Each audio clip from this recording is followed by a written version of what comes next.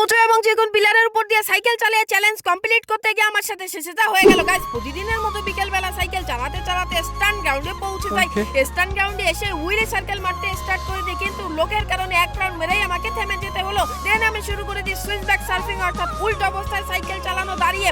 এই স্টান্ট অনেকক্ষণ করার পর দেন আমি শুরু করে দিই সুইচ ব্যাক, অর্থাৎ উল্টো অবস্থায় সাইকেল চালানো।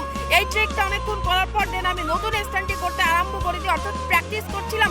এই স্টান্ট অনেকক্ষণ প্র্যাকটিস করার পর দেন আমি স্মল এবং ছোট ছোট করে ফ্ল্যামিঙ্গো মারতে স্টার্ট করে দিই। দুইবার ফ্ল্যামিঙ্গো মারার পর দেন আমি শুরু করে দিই সাইকেলের উপর দাঁড়িয়ে সার্ফিং মারা।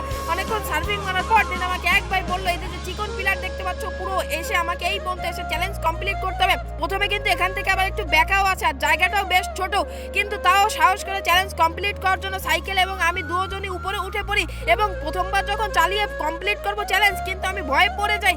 কিন্তু সেকেন্ডবার আমি কিন্তু অনেক সুন্দর চালাচ্ছি, আমার সাইকেলের কিন্তু চাকাটা একদম কোনায় চলে এসেছে, তাও আমি ব্যালেন্স নষ্ট না হয়ে সুন্দর করে চালিয়ে ব্যালেন্স সহ চ্যালেঞ্জ কমপ্লিট করেছি। সাবস্ক্রাইব করে দাও।